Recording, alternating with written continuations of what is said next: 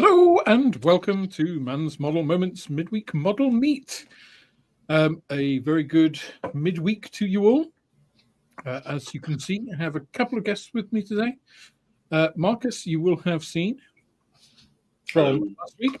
And we also have a new guest to Midweek Model Meet. Not a stranger for those of you who will know either Marcus's stream or Scale Model Inc. Live on a Friday. But we have Annika. Welcome. Hi. Thank you for inviting me. You are more than welcome. So let's see who we have in chat before we carry on. So I can see David Markey is here, Adrian Hook. Good evening, welcome to you both. Julian Hall, Stuart. We have Mark Grad, Gremlins Model. I always get it wrong. Gremlins Modeling Mayhem, Gary. I should just say Gary and be done with it, shouldn't I? We've got Jono Swift.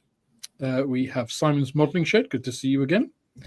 We have Dave, World War II Scale Models, a regular and great supporter of the channel. Thank you.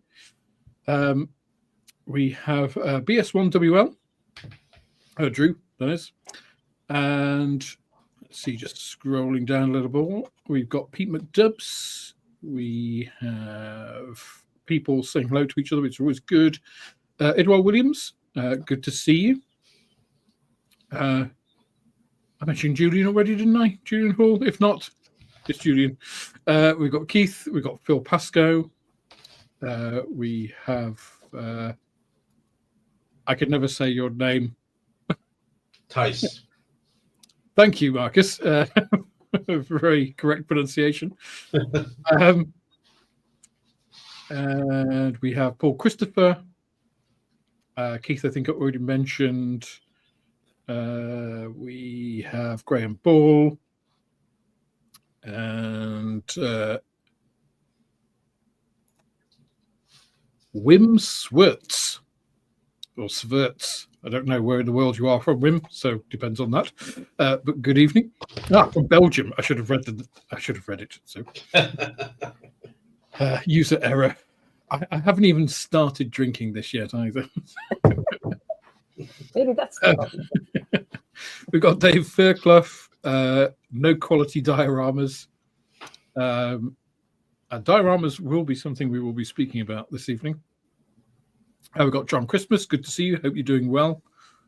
And that brings us pretty much to Carl Wallander as well. So good evening, everybody. Tonight we're going to be talking a little bit about figures in scale modeling. So not really miniatures, as is kind of common nomenclature, I suppose, for sort of wargaming, Warhammer kind of fare. Although I have been talking about that a little bit over the last couple of weeks. But that kind of got me thinking about dioramas. I'm doing a couple at the moment. Very slow progress, but that's the way with dioramas. You can kind of slowly chip away at them, adding bits and doing all this stuff. But with the whole figures, minis, painting, and all that kind of thing, with dioramas, it got me thinking about a lot of people are scared of figures or find figures difficult or problematic compared to normal scale modeling. And often we think of it as a completely different set of skills. Now, I always encourage people to watch mini painting channels. So people like Marco Frassoni, for instance, other ones dedicated to sort of the more Warhammer side of the hobby, like Ninjan or Squidmar, all good inspiration for basic things which I think will benefit you from a scale modeling point of view, things like brush control and just thinking about light and shadow and observation and these sorts of things. But one of the things we were talking about in the green room just before we started, very briefly, was why people actually have that, if you like, fear of figure painting and dioramas. So for those of you in the chat, if you can put in, if you have that experience yourself, why you don't feel that either figures are for you or figure painting in dioramas perhaps sets you back. just put either a comment or question in capital letters. Just helps to focus us a little bit when we're chatting, so we can pick up your comments and don't miss them. I probably will anyway. But just on why that is, and the particular issues and problems you have with figures, and hopefully we might be able to give you some tips and tricks. I'm not promising anything, but we'll. I just noticed Nick Johnson, Mystery Box Nick, is in. Good to see you. Just popped in there. Julian says, comment, maybe you should start drinking earlier, Alex. Perhaps I should. That's good advice. Cheers. Yeah, exactly. Why not? So, Marcus, let me bring you in at this point, and then I'll come to you, Annika, in a second. What's your take on figure painting in scale modeling? Is it something you do? I know you have a fairly eclectic. Yeah. So for me, I find it extremely intimidating to do figures, especially humanoids per se. When I do my tanks and stuff like that, I kind of omit the figures. I put them aside. I put them in the Greebles box, and maybe on some other day, I'll paint them later. Why? I don't know. Maybe it's how do I get a face to look realistic? How do I get anything like that? It's always been tough, colors, shading, whatever. But what I've noticed is when I do the Warhammer stuff, the more mechanical versions, not the Space Marines stuff like that, but if you do like Chaos Knights and stuff like that much easier. I don't know why. Then it seems to be working fine for me. So I don't know the difference. I don't know why. It's your head. Yeah, probably. It's a big head. Well, there have been a couple of comments, bit of feedback, which is great. Keep them coming, guys. Pete McDubb says because I'm crap at it, which well, hopefully we can get you to a point where you're less crap at it. Adrian Hook says the faces always end up as a flesh-colored blob. And scale models, World War II scale models. Dave says, I do a few figures, but it's the painting of the flesh I struggle with. So there seems to be a bit of a common theme cropping up there in terms of painting of flesh, particularly faces. And I think that's, from my own perspective, in the past, I know it was the kind of bit I was concerned about because as humans, and again, I'm going to invoke some biology here, we're very face-oriented, right? Because faces, from an evolutionary point of view, even animals, you look to faces and body language, and particularly in humans, faces are a big thing about what is somebody doing? What is their intent? Are they friendly? Are they hostile? From an evolutionary survival point of view, that was very important. As we became more social animals, it's about social nuance. It's about, fitting in with groups. It's all of those things. So we're very focused on faces. So faces are important to us, and thus reflecting them in scale model form, again, we tend to be drawn towards the faces. We're not looking at a scale figure's boots so much, Exactly. Maybe in passing, you might say, oh, there's some nice mud on those boots. That's well done.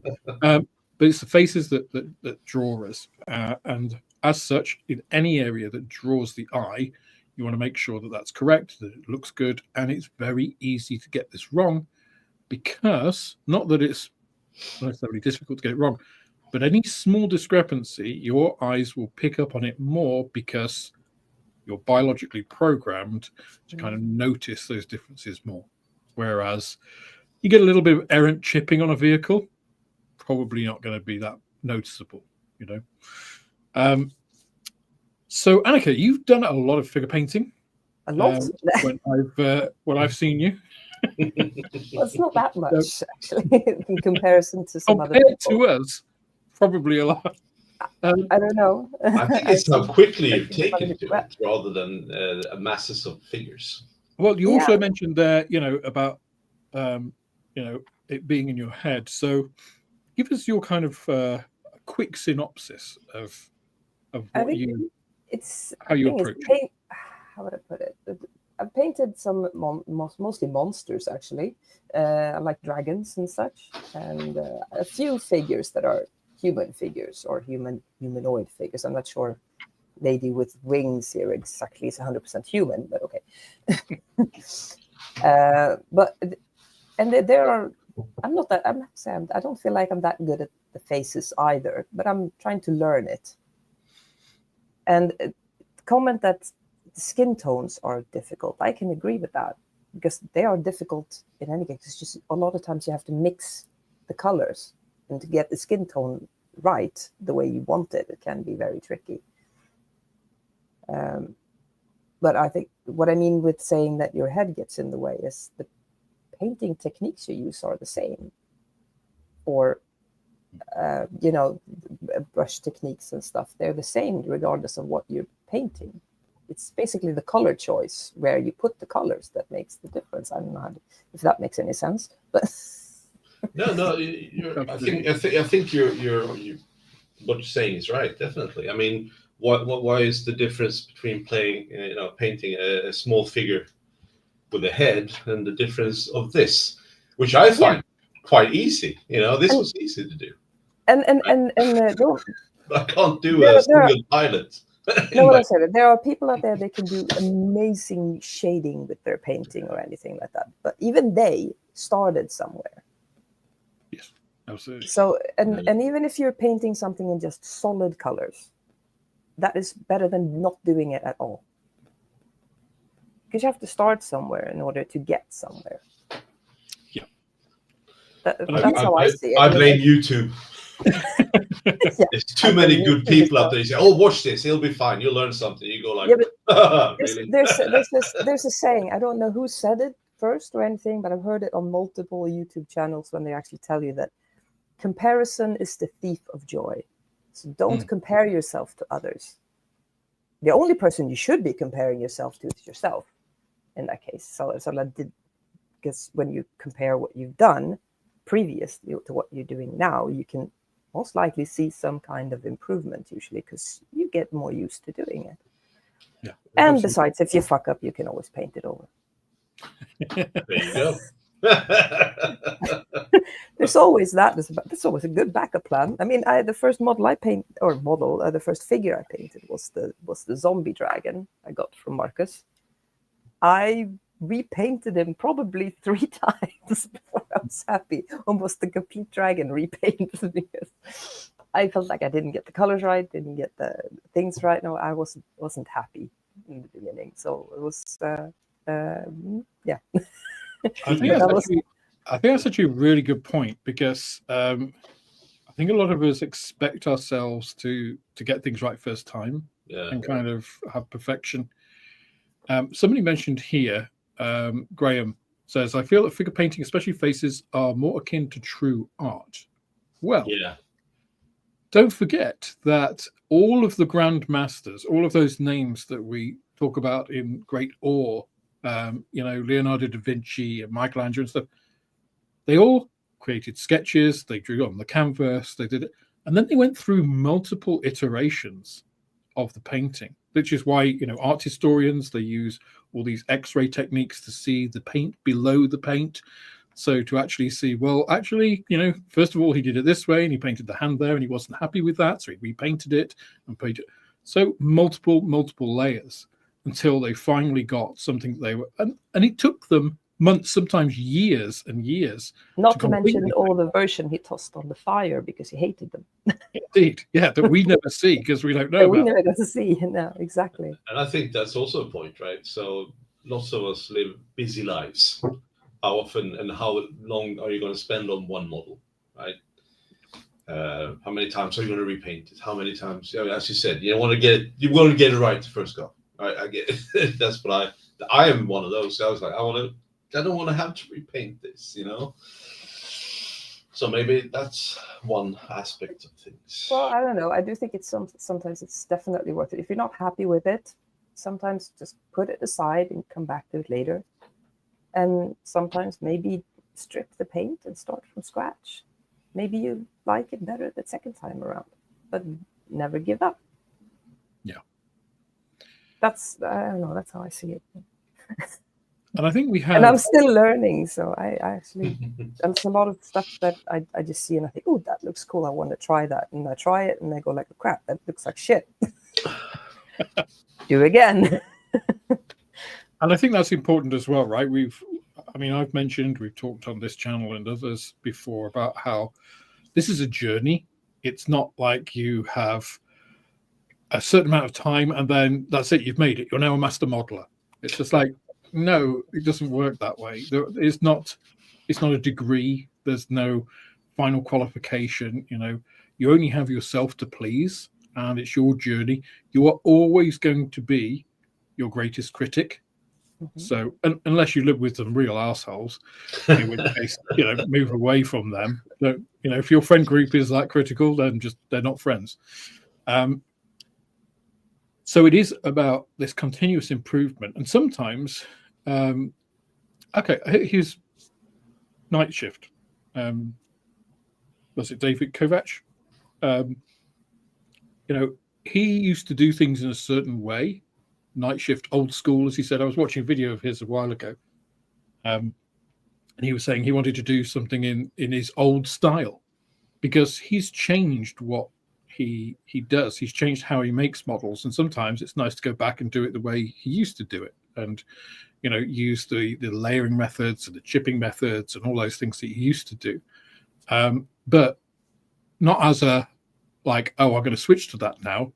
Just because it's nice to change things up a bit, because he's invented all these different processes now that can achieve similar effects but faster, or he wants to do different effects, more stylized rather than quote unquote realistic. So it doesn't matter what level you're at, there's always this journey of learning that you're going along. And I think what Annika said about just trying it sometimes is you've got to start somewhere. If you don't start, you're never going to take that first step on the path. You're never going to get there. Every journey begins with the first step. Yeah. And I think the great thing now is that we have so many tools and so many aids to help us, right? So I would say the first thing to do is, if you want to go and do the research and go and look at stuff, again, I would say go and look at mini painting channels, because they're a great source of inspiration. They'll give you some basics, some of them give you very grounded approaches. But there's a lot to be said for reaching out to some of their tools. So one of which is contrast paints or speed paints. They're available now from Games Workshop. Army Painter, Vallejo have their own range. They're basically like a thick wash, highly pigmented wash that settles in the recesses of a mini, whatever that is. We don't tend to use them much in scale modeling, principally because a lot of the stuff we do doesn't lend itself to that kind of painting, although they're great for things like tracks, actually. But there's no shame in starting off with a Zenithal primed mini and using contrast paint, just a wash over the face to give you that, low effort, high impact, basic face. And then, go in and paint the hair or whatever, and then call it done. And then the next time you can go in and maybe refine some of that. Again, I think a lot of people think about how a face is supposed to look in that kind of child's eye way of looking at things. So you paint what you expect to see rather than what you actually see. And I talked about this on making dioramas and things as well. With like trees. Trees are not a brown trunk with a green blob on top. If you actually look at a tree, it's brownish shades of gray a lot of the times. The trunk, there's a lot of like feathering in there. There's a lot of gaps in that green. The green is like different shades depending on where it is and everything. So observation is a big part of it. And I think you see that with somebody put here, actually, one of the comments I've starred. See if I can find it. I can't. But basically saying that all of their figures turn out with googly eyes. Yeah. And I No, think I see that. Yeah. I think that's one of the traps that is set, that exists in this space. That if we were painting a mini, unless it's a very large scale mini, you can't see the whites of the eyes, generally speaking. So a 1/72 scale mini, you should not have any white in the eyes at all. Like a little black bit there is enough. So again, it's about observation. Try looking at photos of people at that, relative scale. You can see shit. That's what you're trying to represent. Okay, so sorry, I'm sorry I don't mean to be rude or interrupt or anything, but it actually made me think of something that I learned during art class in school. We were talking about like the old artist, and we were talking about Monet. And there was this painting, that picture that my teacher put on the big screen on the classroom. And there was two ladies walking down the beach in the distance. And she was talking about the faces of the pictures. And someone actually pointed out, but you can't see the faces. It's just blurry. This is exactly, because at that distance, you wouldn't be able to see the face of the person anyway. So that's the thing. Paint what you see. So if something is far away, you wouldn't be able to see those details. So you shouldn't be painting those details. Same thing. I mean, I guess that kind of translates to if something is that small, you might not be able to see those details. So trying to get those details in. It's difficult. Yeah. Not impossible. Yeah. And you wouldn't try painting, I don't know, individual blades of grass on a diorama. And yet that's similar to what we're trying to do on figures sometimes, because we have this block of our brains. You mentioned it, Annika, just do it. Don't think too much about it. We think about it too much. And it's just like, right, I've got to do the eyes. And eyes are white with, they're not anyway. I mean, and it's not because I've been drinking or anything, but my eyes are not white. This background is white. The whites of my eyes are not white. It's white, inverted commas. But again, it's just because that's the common consensus, and compared to the flesh of our faces, they look white. It's all of these things, but they kind of get embedded in your brain that, like, if you ask a child to draw a house, a 5-6-year-old, they'll draw a square block with a triangle and a chimney on it with some smoke coming out, and some square windows. With no houses in the world look like that, or very few. There might be some, but very few. Yeah. But it's an idealized kind of almost like a collective memory, a collective lie of what a house looks like. Yeah. And we have to sort of unlearn that collective lie and actually get back to looking at things at how they really are and saying, okay, let's try and represent that rather than what's in my head. And then you get closer to, okay, that looks like. So I've mentioned it many times in both, when I've been painting things on streams. We are not creating a miniaturized reality. No. We are creating the illusion of reality. That's why models have panel lines. That's why Warhammer figures, and I mentioned this actually in the unboxing of the Space Wolves I did a couple of weeks ago. The wolf's fur in that is hugely overdone, to the point where if you scaled it up, it would be like, a tuft of fur would be this blade, coming out. It would be this lethal thing. But it's designed that way so you can paint it so that it'll hold the washes. So it's easy to get the blends and things so that you can create something which gives the illusion of fur. And then if you look at the Games Workshop studio painted figures, they're stylized, but you think, yeah, actually that looks pretty cool. It gives the impression of fur. You know what it's supposed to be. Yeah. So a lot of the time it isn't about creating the face and all that detail miniaturized. it is, as Annika said, it's creating that clawed memory. And the Impressionists are a great example because, clues in the name, they give the impression of that, so that your mind is like, oh yeah, that's a face, rather than you're having a 1/48 scale figure with two big white blobs on it with big blue bits in the center, and you think, what the hell is that? Because that immediately draws the eye, because it's just like, wow, that looks wrong. Yeah, it does. So, yeah, exactly. So you want to try and err on the side of caution and give that, that impression. Unless you want the googly eye.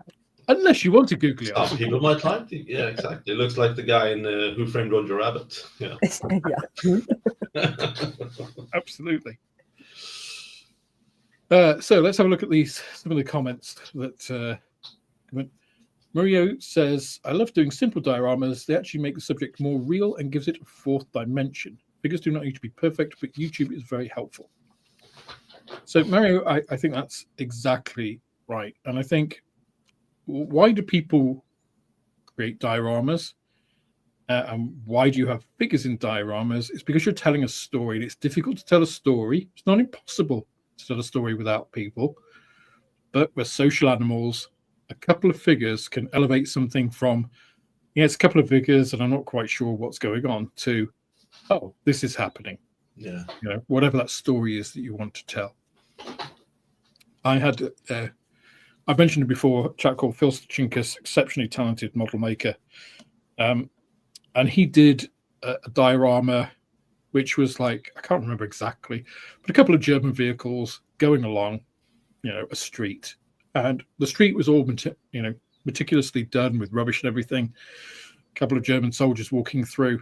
What really elevated it was one little figure of a 12-year-old boy or something, watching them go along, and behind his back, he was holding a rotten tomato. And it's just like, okay, that tells you exactly what's going on here. It's just like, Germans are going through, they're obviously in some occupied territory, and this kid has a little present for them when they're not looking. You couldn't tell that without the figures. No, that's true. That is true. You also have to think of what is I've never made a diorama, but I can imagine this. If you make a diorama, it's the same thing as painting a picture, so I guess only it's 3D. Think of, where are your focal point? I mean, if your focal point maybe is this awesome tank there, for example, then the figures that you have around it, they are to draw the attention to that, possibly. So, I mean, the little figures might not necessarily have to be that detailed. You can make it rather simplified if they're not meant to be the focal point. I think you're right. But I also think with a diorama, even if the focal point, let's say, is the tank and what goes around in the immediate what goes on in the immediate vicinity, but the fun thing with the diorama are the little details that that you find around it that you normally won't see, because the first thing you see is ta-da, big tank, and whatever, and then strewn out in the in the far edges are some other cool stuff that you normally wouldn't lay eyes on. I think those are the details that I find interesting in the diorama. It might not just be the tank, it might be the other things around it. Yeah. And I should welcome Matt from Model Minutes. Is it? Good to see you, Matt. Hello. And actually, that's quite timely, because Matt's done a few little, what do you call them, dioramas? What do you call them, vignettes? With when a vignette becomes a diorama is a bit of a blurry line. They're just little scenes, let's call them, for avoidance of any argument. But Matt's done some really nice little dioramas with 1/72 scale, like Airfix kits, in fact. Like the old Airfix Tiger as like an abandoned one in the desert, with like a couple of figures of like journalists coming to take photos of this thing, which puts a completely different spin on, like a World War II Tiger. Because like, here's one, okay, instantly, okay, these are modern figures, he's got a camera and stuff. That tells a story all by itself. You don't need a little plaque telling you anything. but you know it's not, in 1942 in Tunisia or Al Alamein or something. It gives it a different flavor. So you can do a lot. And 1/72 scale figures, they're pretty small. You don't have to be an expert figure painter to, create a masterpiece to create that little scene. So again, figure painting doesn't have to be about, doing a 1/16 scale bust or competing with, whoever your favorite 1/5 scale AFE miniature painter is. Night Shift, we mentioned earlier. You don't have to be competing at that level to create something interesting or to get your foot into this. You can find your feet in a little diorama that you can put an interesting twist on. That's something I need to try next. Is make a vignette or a diorama. I have never done it before, and it looks fun. It does look fun to do, but it's a lot of elements that goes into a small area. You need to balance stuff, turfs, sand. It's quite a lot of stuff. One piece of advice I will give people on dioramas: if you're going to depict sand, don't use sand. Unless you're at very large scale, sand is way over scale for sand. Yeah. Usually, if you've got snow texture from like Tamiya do a texture paint, I think AK do one as well for snow. That's almost exactly the right kind of granularity, like really tiny granularity for sand in dioramas. Oh no, I get that point. Yeah, definitely. If you want rocky ground, sand is great. And again, it depends on scale, obviously, of course. But Terrorist Hobby, welcome. Says, my tip, start with the face and find all the tricks to get it right. Then the rest of the model is comparatively easy. Yeah, get the difficult part done first. Yeah. And you also don't want to be waiting, right up until, you've done all of the rest of it and you got the paint on the face to do it. It's like, okay, if I mess this up now, I've wasted all of these hours. Yeah. Whereas if you're happy with the face, like you say, painting a uniform or something, it's more in our comfort zone. I think a lot of this is about comfort. Yeah. I think so too. And I think mini painting, figure painting, enables you to step outside that a little bit. And for me, it's when you start stepping outside of the things that you're comfortable with that you start learning things. And you think it's not always going to go right. You've got to accept that. Perhaps don't do it on your prized, set of heirloom minis that you got from your great grandfather that you carved on hand or something. Some Airfix 1/72 scale things, you got a jumble sale. That's fine. Yeah. No, the thing is, all the things that you say are, of course, sound, right? But still, it's the first step. It's always the hardest, I have to say. Julian says, humans have recognizable features, so easier to look wrong. Animals and non-humanoids you can get away with more. Yeah, and that's exactly what we were kind of, what I was alluding to before with, the whole humans being social animals. We look towards people's faces, when I meet somebody, here's a trick, okay? Any guys here that are having social problems with women, when you meet a woman, you should be looking at her eyes, right? Not down here. Up here. that's you said we don't see the white in it. We should look at the recesses and stuff. I mean, once you've achieved certain social, you're like, crevice. This isn't the Friday night, Marcus. Sorry, I'll back up. Stuart says, I do figures, but I use the glaze method to paint them, and it feels to take ages, so I tend to put them off. Glaze? See, now I have to look that up. Glaze method. I have no idea what that is. The paint likes a lot. Yeah, if you look at, again, if you go to mini painters like Ninjon, Squidmar and stuff, if you're going to put if you want subtle tonal variation, and this goes for anything, not just faces, but obviously it's employed a lot of faces. You're thinning the paint down so it's effectively a glaze. So you're just tinting the former layer. You build up. But of course, each layer has to dry.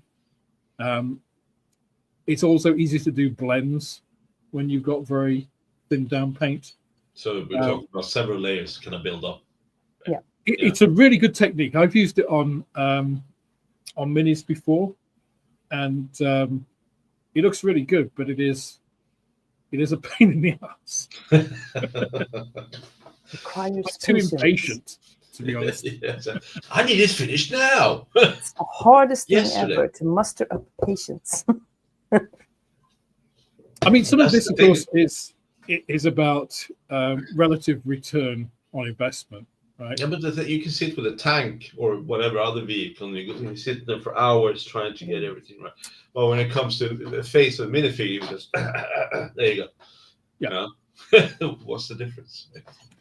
Yeah, well, and it's the same with. I mean, I'm doing the Semiventi at the moment, and I've just gone to the second round of chipping on the Mini. Second round of chipping. Yeah, so Okay. so basically, I've done So I started off with the basic painting, which I did by hand because I base sprayed it, then hand painted the camouflage because it's all these. Oh my God, it's absolutely tipping it down with rain here. So apologies if there's a drum roll behind me in the background. No, you're fine. You're good. Okay. I can't hear anything now because of the rain. No, I heard your voice just raise the bar. It's like, it's okay. Talking louder. But yeah, so I did all the hand painting, which took a couple of rounds because I was using quite thin paint because, again, I wanted it to be smooth and everything. Then an oil wash, then rub all of that off so I just get it where I want. Then I went oils on top of that for tonal variation. First round of chipping, which is all the light chipping. So I've just gone and done the dark chipping. And then next I'll be going in and doing like the oil, the rust and staining oil part. After that, it'll be like pigments. So I'll be using pigments for staining and things. And then it'll be weathering, like the actual like dirt and things, which is a hell of a lot of stuff. But you're building up those effects, and it takes hours. Yeah. But the reward you get from that is greater than obviously if you just paint it and leave it. Yeah. So you can't expect to get, this multi-layered effect. But you can understand why it would be like kind of intimidating for a guy who's been only doing it for a couple of months, right? Yeah. And then you go like, I'm on a second round of chipping, and then you go through all these steps. They're going to like, there you go. I'll do something. I'll play a video game. So I think you have to be careful. Having said all that, I mean there are shortcuts that you can use. Oh yeah, especially to get started. Yeah. So. And I think that's important to highlight as well. It might not be, like first grade stuff, but it works. And at a distance, it looks fantastic.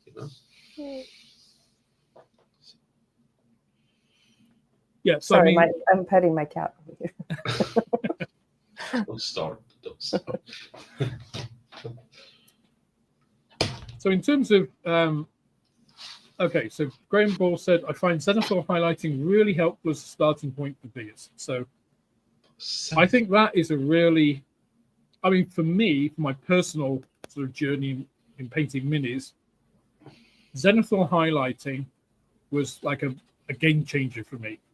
Because it's like, if you don't have a natural understanding or train yourself in like, okay, where's the light going to go on this? So you listen to some minis and mini painters and they'll say, so you just got to think about where the reflections will go. And you think, well, I don't know.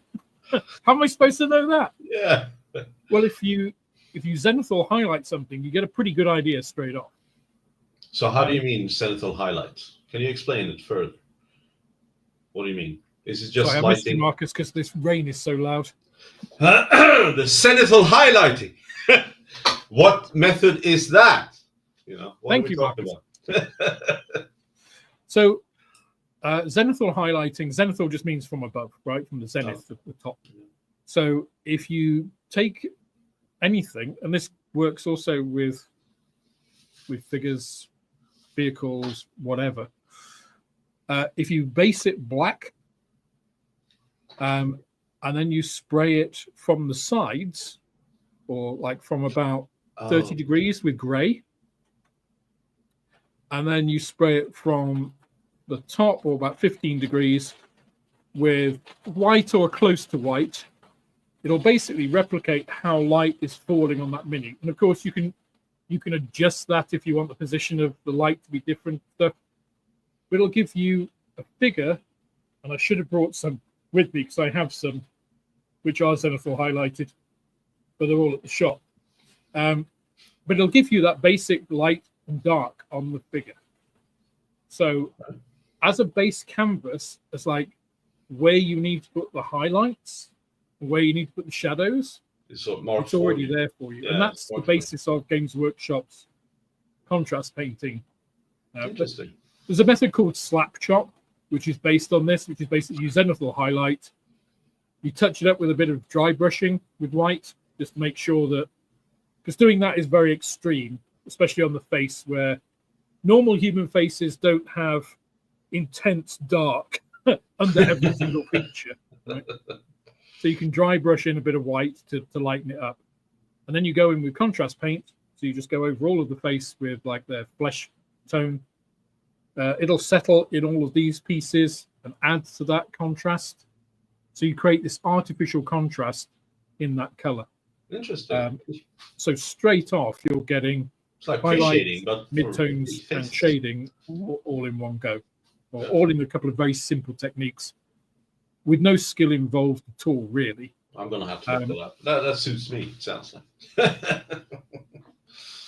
And a lot of the time, I mean, zenithal highlighting, in fact, if you go to, I've got a couple of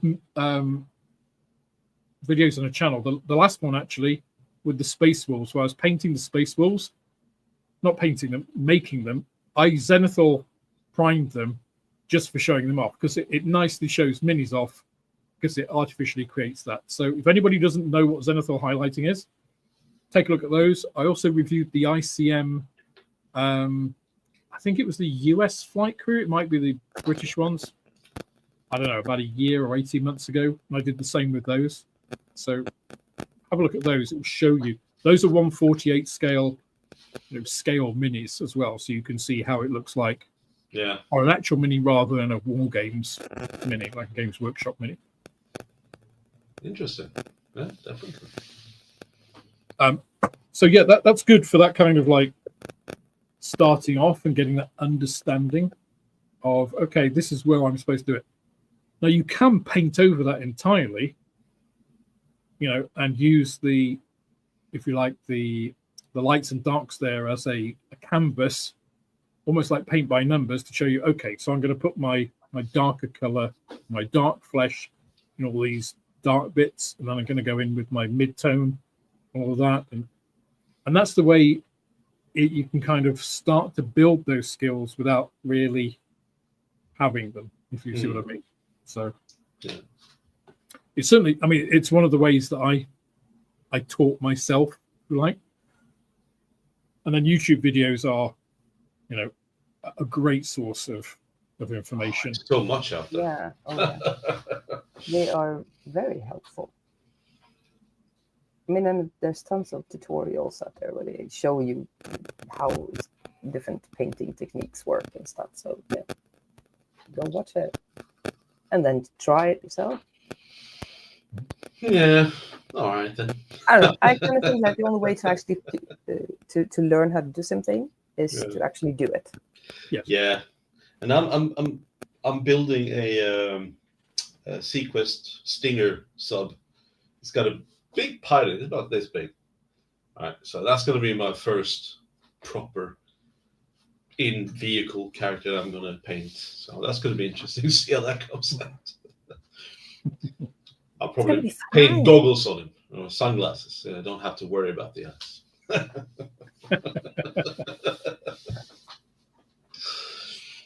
So Mario also says, nice.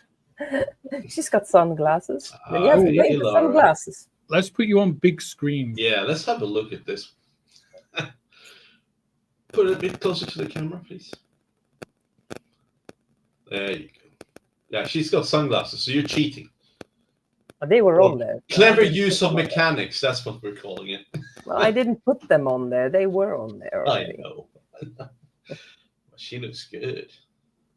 I don't know if this works. I'm trying to get it to focus better, but no, it's still looking at my face. Painting sunglasses is no mean feat either. No, you want to try to get them to look reflective or something. Which, well, this is actually rather small. You can't see her eyes, but you can see her lips. That's about it. I bet you can. But on the wingy boob lady here. Wingy boob lady. Yeah, she's got boobs galore, this one. Oh, let's put you on solo again. Yeah. See? Yeah. She's got a face too. I painted her with her eyes closed. Because her face kind of looks like her eyes should be closed. Yeah. But even if they weren't, you wouldn't see much of her eyes anyway. I'm just looking at the wings. Again, Marcus, remember? Eyes, not boobs. Should I hide the wings? There we go. But I mean, what scale is that? Is that figure? Is that 54 millimeters? I have absolutely no idea.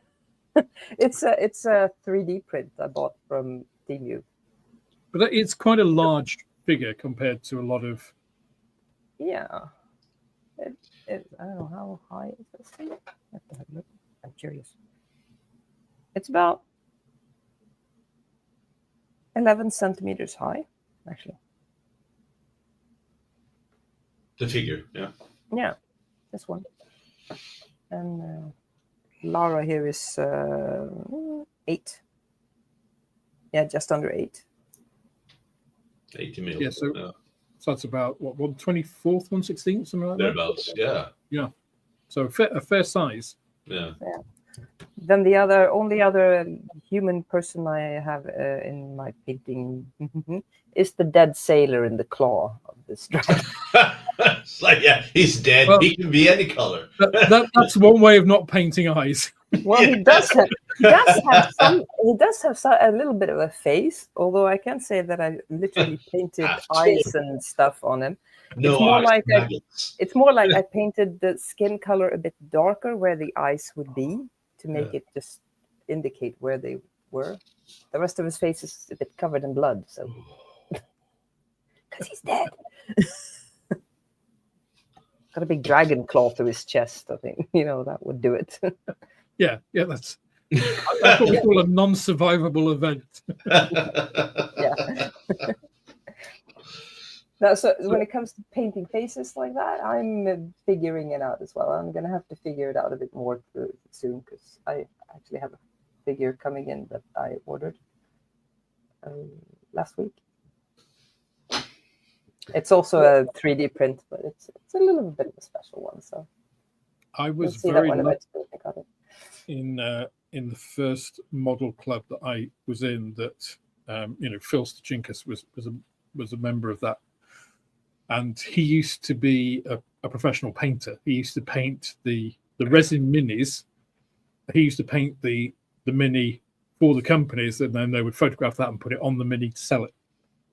So I got a lot of tips from him about painting and cheats as well, like quick ways to do things.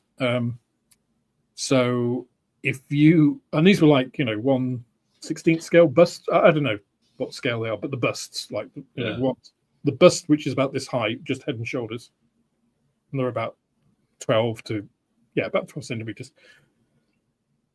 And so he would put a base, like groundwork, in acrylics, and then use oils on top of that, thin down in thinners, and basically you're almost staining the acrylic.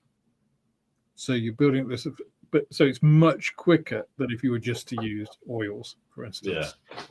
So just things like that to speed the process up. Because I guess when you're a professional and you get through, you've got to do a lot of minis. You don't want to be, painfully glazing. You want to make it look like you got a job to do. You get paid by the mini, for crying out loud. Yeah. So all the tips and tricks to get some of that stuff done. It's like hydro dip. Yeah. There you go. So Mario has also put, I use a wet palette and acrylics, and I like to paint in washes. So a wet palette, I think, is a fantastic tool for any painter. It doesn't matter what you're painting. I would say use in a wet palette, even if you're not actually using it for painting, is really good for decals. So you can cut your decals out. Good idea. I'm going to have to try that. Yeah. On the wet palette, stops them drying out, makes them easy to handle. Just there's a lot of uses for a wet palette, but in terms of hand painting stuff as well, I think it's another one of these like step change pieces. When I started using a wet palette rather than just a palette, and don't get me wrong, I still use a dry palette if I just need to quickly slap something on. I'm not using a wet palette to try and blend every single tiny thing I do.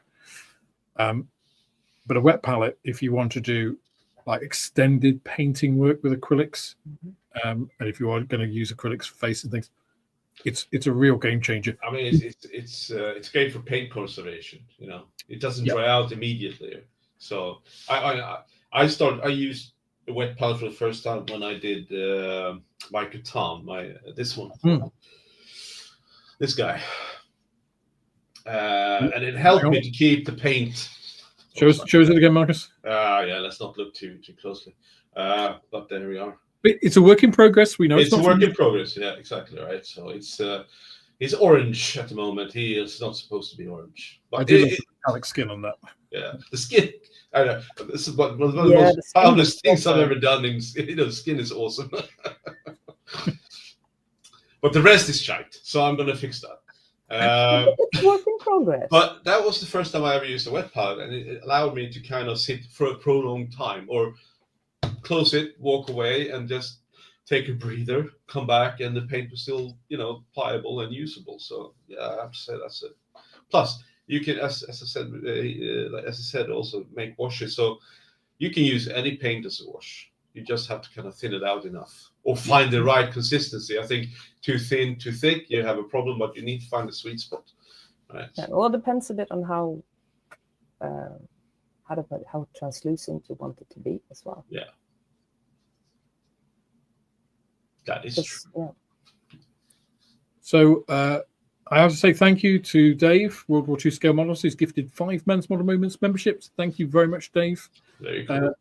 If you do have a gifted Men's Model Moments membership, too many Adams, I don't know. There is a pinned post on YouTube. If you go to that, it's got a Discord link in it. That'll give you access to the Discord server, and then you can come and hang out. It's the easiest way to get a hold of me. If you want to ask me any questions directly, Discord is the easiest thing. I have Discord on every device I own, and I'm really more than 3 feet away from a Discord.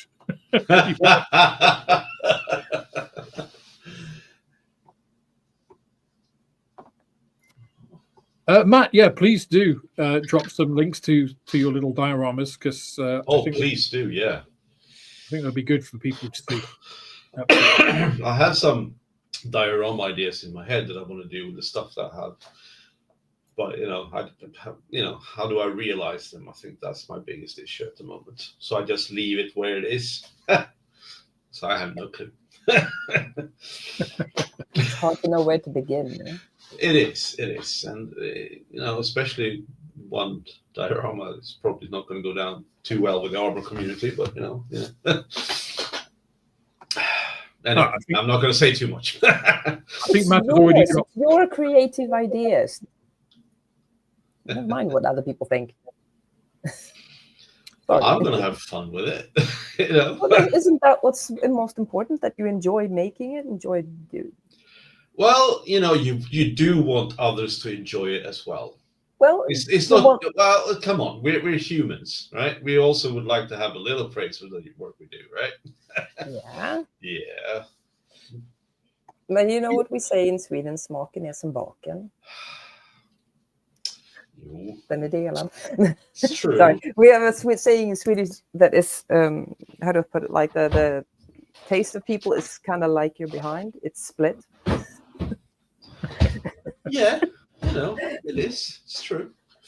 So, yeah, we don't all have the same opinions. And, you know, maybe your idea just caters to a different crowd. Wow. It's one of the things I really like about group builds is having a group build which has a fairly ambiguous title. So again, those of you who have joined the channel and are in the Discord will know we have a group build on at the moment for the next 3 months, and it's simply titled The End Times. Yeah. Right. So interpreting that, and like everybody has a different kind of thing. It's like, oh yeah, I could do that. Now, whether it's going to be, you know, a like a World War II, like end of the war German thing, or you know, it's like the end of a party. Y2K. New Y2K. York. Yeah, it could be. I think getting people's ideas, you know, their unique take on things is a really interesting part. It's one of the things I really enjoy about model shows. Yeah. When you go to a model show and you see, you know, minis and tanks and aircraft done in an interesting way, you know, it just makes it stand out a little bit from the norm. You know, it's why I think actually those little dioramas, those little vignettes that Matt did on his channel, are quite nice because they put a different twist on something which, you know, we've all seen an Airfix 1/72 scale Tiger tank. But just putting it in the desert as, you know, like an old relic that was being photographed by modern day journalists. I thought that was pretty cool, Eddie, actually. A little bit different. Yeah. Also, it allows you to try different Cool techniques. idea. I like that. Yeah. Yeah. So Moon. you want to try out It's Rust. Tiger One. David Markey says rain will pass in Pakistan, 30 minutes, Alex. Great. I look forward to it passing. Here's a question from Stuart. Question: do you think if more kits had figures, this would help people try and tackle painting figures? Possibly, because I mean, the kits that I have, you can omit the figures. You can take the figures and go like, haha, no. And the kit will be complete because you can close hatches and you can close doors, or it's parked or whatever. If you're forced to use figures, though. But now we're coming into different red tape, the gray area of should you force people to do some things? You know, I get it. I I don't know whether it would, because there are so many figures available now anyway, and they are not expensive. Having the shop, I know, you know, there are a huge amount of figures available. For £10, you can get 5 1/35 scale figures of pretty much anything, you know. So I sold a couple of weeks ago some Sikh rifles, okay, which is pretty niche, right? Very niche. Yeah. Because I got them in and thought these are interesting. I don't know if I'll ever sell them. And they, within 2 days of coming into the shop, they're gone. So sometimes it's unusual. A whole bunch of American Civil War figures. I also sold. The World War II German tank crews are also still sitting there, but and maybe that is like slightly indicative of that whole thing, right? If you're doing American Civil War, there aren't vehicles, you know, a covered wagon, maybe. No, it's all about the people, right? So it's all about the people. Yeah. So I don't think the prevalence of, you know, kits having figures. I mean, I know I've had kits with figures in the past that I just put to one side, mainly because the figures were pretty bad. Use the bad figures to practice. Yeah. Yeah, but then you have to waste time and. Yeah. But then you Here we don't go. have to feel Here the comes the excuse pressure. wagon. You don't have to feel the oh, pressure, that, I have to get it so good. practice. My problem with Just see what you can make out of it, just, for the hell of it. you see, my problem with that is that I feel I have to clean the figure up so that it's decent to start with. Yeah, exactly. You've got these big seams which run down and like over their ears, and then there's You're gonna have to spend time on it. Yeah. Oh yeah, I would probably clean those up as well. Anyway. So I'm just like, well, or I could just 3D print one, which is absolutely, which looks better. I don't have to do all that cleanup, So, so I'm not sure whether kits including figures would help people. But what that could help is actually have good quality figures in the kits that you can choose to paint or not, right? It's not just the generic sculpted that that what you said, seam lines up the yin yang, and it's really difficult. You have to spend hours cleaning just to make it look right or make it right. If you get good resin kits, figures in there that you can actually look and go like, woof, the details on this are amazing, right? Yeah. Why not? I think that's a good point, because if you look at some of the most recent Airfix kits, and some of the figures in those have been pretty ropey, right? Yeah. And for me, it's like, well, the quality of the kit is far better than the quality of the mini, so I don't want to do the mini because I think it would detract from the kit. Yeah, exactly, right? You make the kit look so good, and the figure is just shite.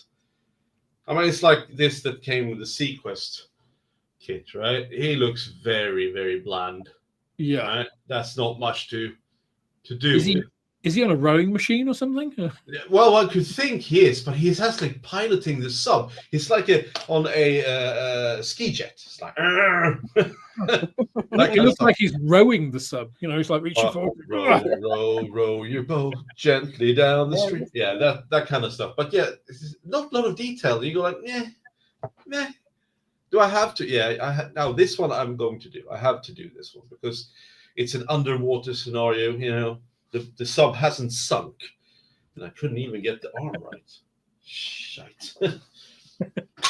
So yeah, but if it were quality figures that, let's just say you don't have to assemble them, they just finished in the box, right? Ready to paint, perfect, minimal cleaning. Then I think I would definitely do it a lot better. Yeah, I think if it was might like actually make it more fun. Yeah. Oh, sorry, Annika. No, I just thought maybe that would make it more fun and a bit more interesting if you have something nice to paint as well. Well, actually, Mini Art have done Mini a Art. couple of. Well, yeah, I know. Okay, it's Mini Art. But the concept, they do these what they call big kits, and they basically put a couple of their kits in the box. They have an injection molded diorama base and a set of that's figures. cool. Yeah.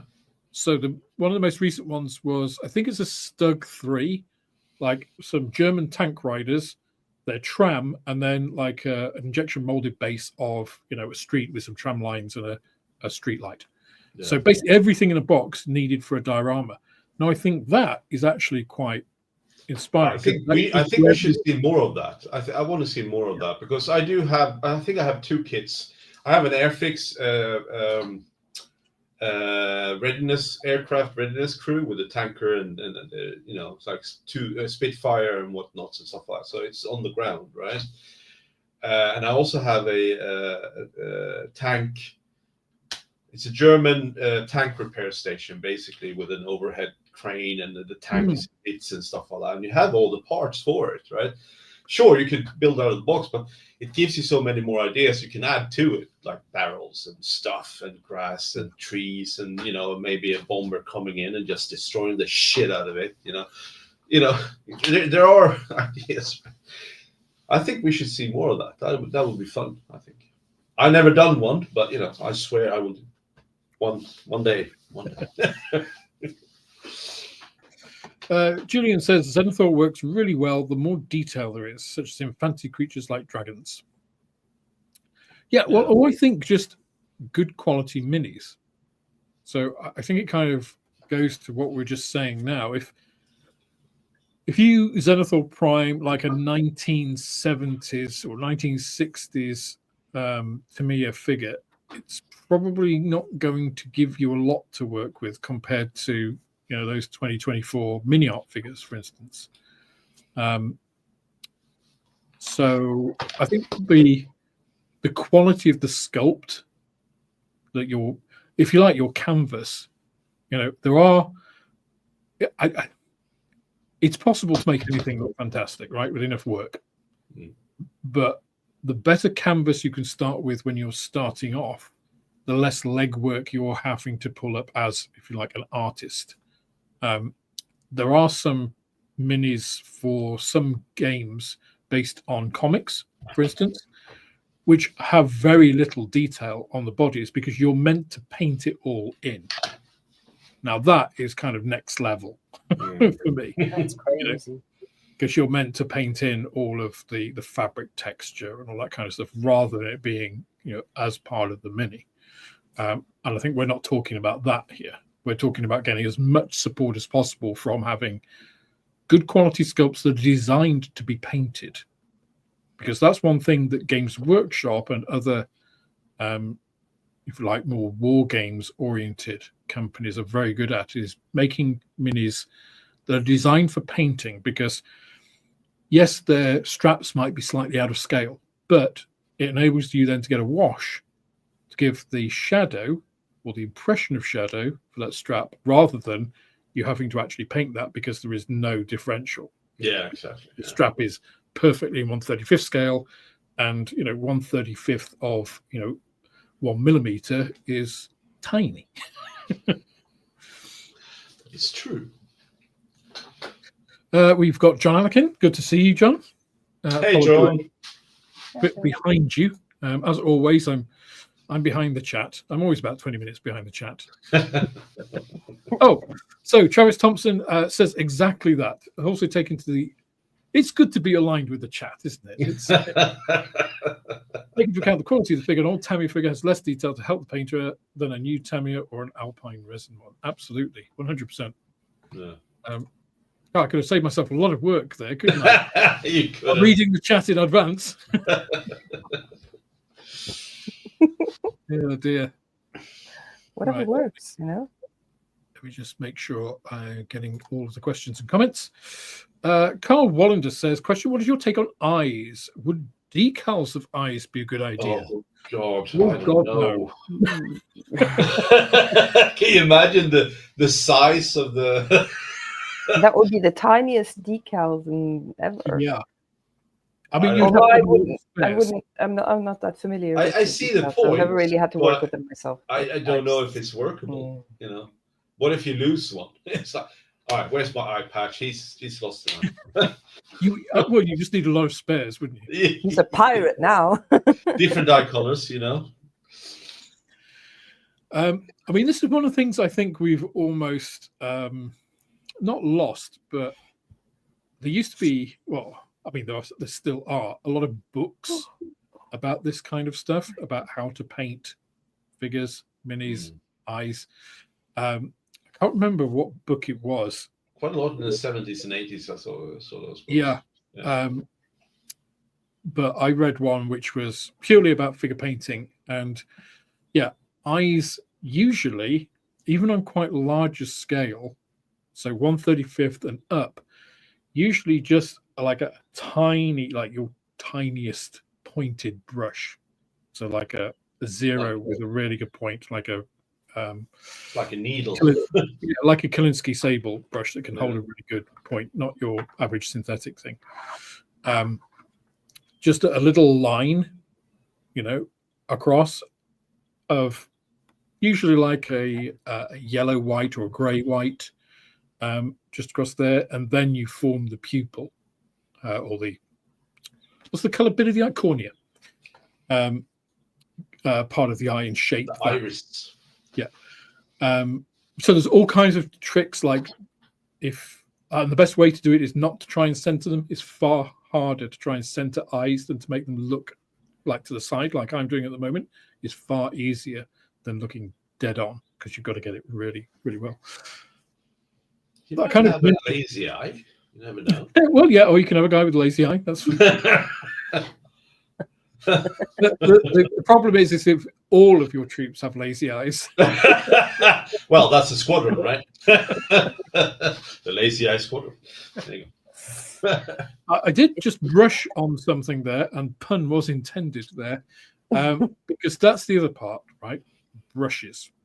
So I'm interested to know, Annika, what do you use for painting your figures, brush-wise?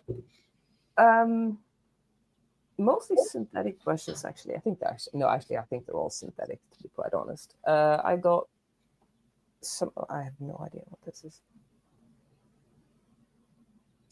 This is what this is what I bought from the hobby store where they sell like models and stuff here. It says Borjani Bonassi on it.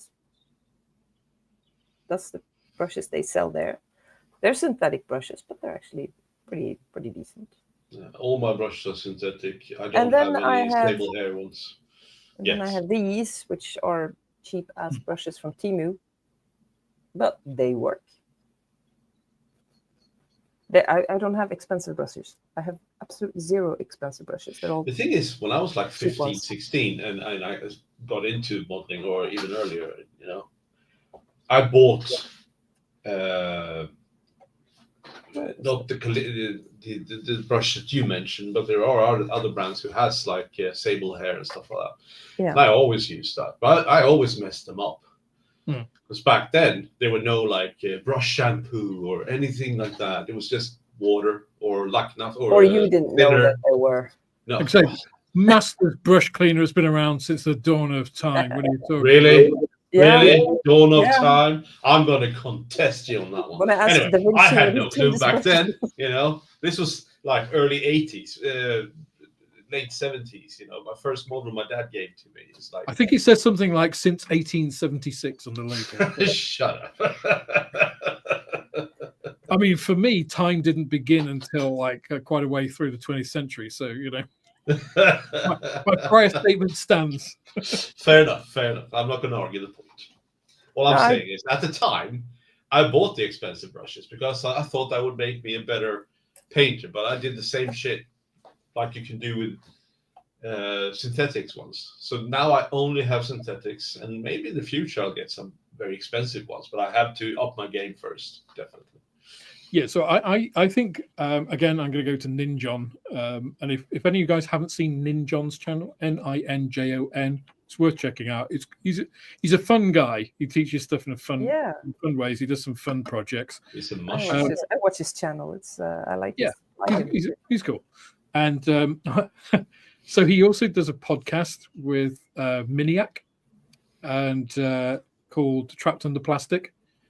And so I was a supporter of his a couple of years back, 3-4 years ago. I sent them some Marmite. Wow. Talk about alienating yourself to people. It's like, here's some Marmite. They go like, that fucking dude. You're not trying to make friends, are you? Although I like Marmite myself. I said, if you ever tried Marmite, it's a very, because we have this phrase in the UK, it's a Marmite. It's Marmite on toast, man. This is a Marmite thing. You either love it or hate it. There's no kind of middle ground really with Marmite. Oh, I'd say that about sauerkraut. Yeah, exactly. And it's like, I've never tried that. It's like, I'll send you some. So they tried it on Trapped Under Plastic. But the thing is, it's just like I said, you try it on buttered toast. Yes. You need the butter to cut it. So what do? They tried it on like crackers with nothing. Just amateurs, frank amateurs, right? Go paint a model or something, Yeah. But anyway, the point was, so I think his advice is really good. So decent synthetic brushes will get you a long way, right? For the bulk of work. And I think this is very much like airbrushes, right? You can buy all the top kit. It will not make you better. Practice makes you better. Yeah. Once you get to higher levels, then better tools will allow you to get the pinnacle of that. Yeah. And Kolinsky sable brushes are kind of like that. Kolinsky sable sable are like the hairs from a sable. Kolinsky is just a particular breed. So lots of people do Kolinsky brushes. So Dale Rowney, Winsor and Newton, two art companies that most people will probably know. They do them. That's who I've always used. Yeah. I have some broken toed brushes, but he always says, synthetic brushes will get most of you, and then you have one brush, which is your Excalibur. It's the one you go to when you want to do, the eye or something. That's when you break it out. Everything is, everything else is done. You've done all your groundwork and shading and all that. Sword of 1,000 truths. And then you've got that just to do the final finishing, the finest points and everything like that. But it takes, you don't need to go and spend, hundreds of pounds on brushes to get started with mini painting. No, I agree. Your Kolinsky sables are the treat that you get. It's like buying that certain putter when you've got under a certain handicap in golf. There's no point in buying it to start with, because you are the limiting factor. Exactly. Same with airbrushes. No point buying a £300 airbrush when you're just starting, because you'll gum it up.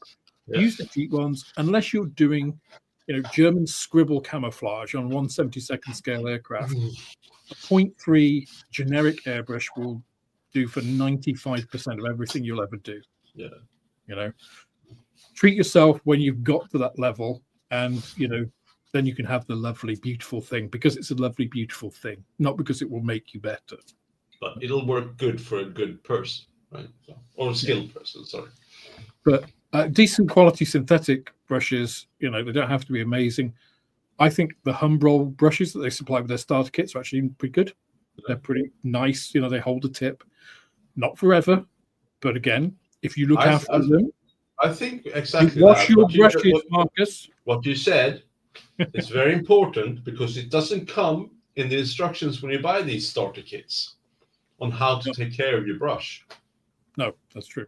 I think that's quite important if you want to have a prolonged life on the equipment you use, right? Yeah, especially if you're using more expensive brushes. Mm-hmm. These cheap ones, if they go bad, I toss them in the bin and I buy new ones. Because they don't cost anything. Yeah. I mean, this was a coincidence thing. I was shopping miniatures on Temu, and I happened to find a package of brushes of, I think it was 11 brushes, and it cost me €1.70. And For I how figured, many? What the hell? 11 brushes. Yeah, see?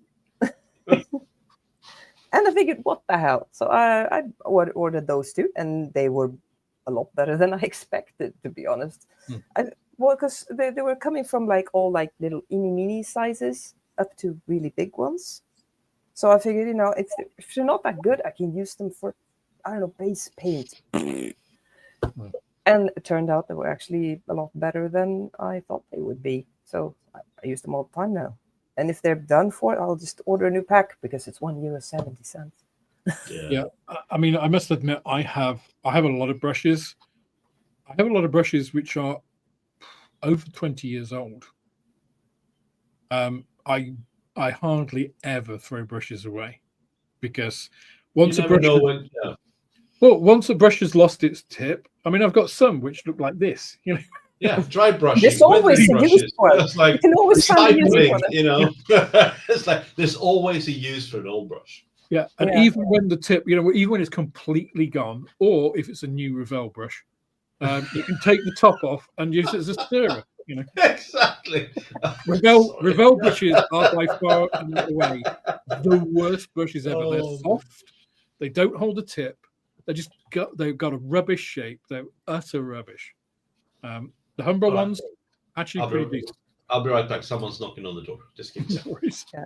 Well, I used to have actually really they were crap brushes, really, but they were this really stiff bristles and stuff. I think I bought them for oil painting like a long time ago, and they get bad pretty quick, but could still find use for them.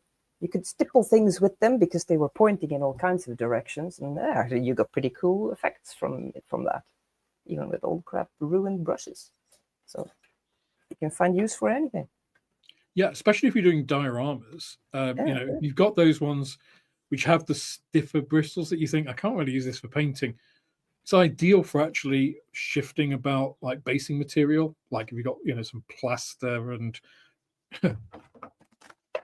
some people might grinds. Some people might go bonkers. I have one of these. I have no idea. Oh, what yeah, you're actually supposed to paint with these ones. I use it to dust off my keyboard. Yes, it's a And then I sit there sitting there like dusting off my keys because I don't know what to paint with the brush like that. So yeah, you get them in sets, don't you? The design for artists. Yeah. I've got a few of those. but you can do a lot with cheap brushes, and I mean, I don't underestimate the cheap stuff. It's good for practicing.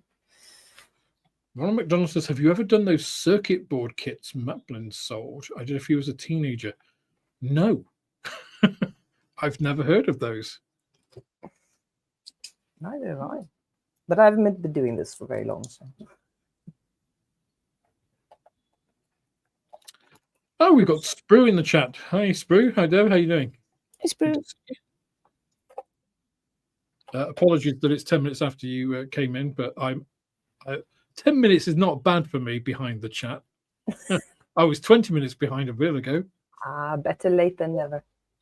Absolutely. So, yeah, I mean, brushes. Again, people think you need really, really tiny brushes for figure painting, but you don't really. Like a size 0, a size 1 brush that can hold a tip is usually better than like a size 000 or something. If you have very, very small brushes, the problem is the paint on the tip, especially if you're not using a wet palette, will dry out very quickly. So you don't get the transfer that you would normally, because you want the paint to flow from the brush to the mini in the way you want it to. And if you've got a tiny brush and it dries, you'll get a little blob at the end. You might not be able to see it, but then paint isn't not going to flow from that in the way it would from the bristles of a larger brush. And a larger brush, if you're using a larger brush, again, I'm talking size 0 or 1, you should pre-wet it, and you don't stick your paintbrush into paint, right? One wet palette helps, but really that you think of the length of your brush. If this is your brush, it's a sanding stick, but you should really be like half of your brush should have paint on it, right? Should never get up to the top to the ferrule, because that's when paint gets stuck in there. That's what splays your bristles out. That'll kill. That's the way to kill your brushes. It'll make a good, stippling brush. But yeah, then you can cut the end off. So there are lots of these little tips which are almost counterintuitive. Like a larger brush can actually give you a finer line than a smaller brush.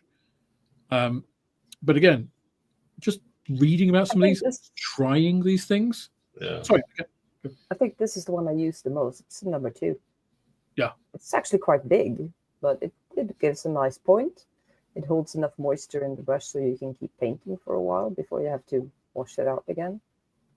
And yeah. And also remember to rinse off the brush reasonably often so stuff don't dry in there. Yeah. But yeah. It's better. Sometimes a little bit of a bigger brush is actually easier to paint with.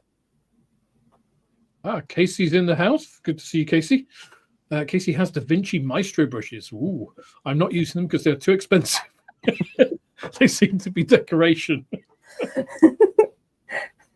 Yeah, it's like my broken toad brushes. They came in a beautiful presentation case, which they have remained in. I've taken them out once and looked at them and was like, oh, those are nice. I put those back. Zenithal, I'm going to use them for a very special project. Yes, exactly. That project never really comes. Well, I haven't really got to the level where I feel I can justify them. I've got the Airfix Robins, the bird kits. So I sprayed those yesterday, like primed them. So I'm gonna spray the base on those, and then I'm going to brush paint with everything. So maybe I'll break them out for some of the fine feather work on that. But that's something a bit different. 1-to-1 scale figures of small birds. 1-to-1. Oh yeah. I was like, what? 1-to-1? Yeah, I mean they're like You know, Yeah. you know. Yeah, at the moment they don't have legs, because those 70s kits, the kind of fit of the legs was kind of left to you, like how they go on the little log diorama bit, and I'm just like, they can't just be, you know, birds grip things fairly hard, you know. They don't just sort of like put their feet on a log. They're not ducks. You know? No, they're not ducks. They're like, "Ting." So I've got to find a way of like kind of, you know, doing that before. But the actual joints of the body are kind of like these ball and socket joints, so I think they'll be quite they'll be quite forgiving. So my idea is to get them all in position, paint them, and then super glue the two together. But we'll see how that one goes. Yeah, looking forward to it. Oh, Dominic, good to see you. It says you can also clean your brushes with hair conditioner. Indeed. Interesting. Yeah. So, I mean, if you're using acrylic paints, which I guess most people are using, water-soluble acrylic emulsions, just something like dish soap, a little bit of dish soap in some water will clean them out. If you've got something like, I love Masters brush soap and conditioner, that'll clean almost anything off any brush. I mean, I bought brushes that have got hard paint, enamel paint on them, and it's managed to. It works on enamel as well. Yeah. I mean, it's more work, but I once spent a day on holiday in the south of France. Kids were out playing, and I bought all my brushes with me, like, well, not all of them, but a pot of brushes, you know, kind of like pint pot size, full of my old brushes and my Masters paint. I just spent a day in the sun just cleaning brushes. It was very thorough. You brought it with you just to have something to do on your holidays. Wow. That's dedication. I mean, I did also, bring some figures to paint as well.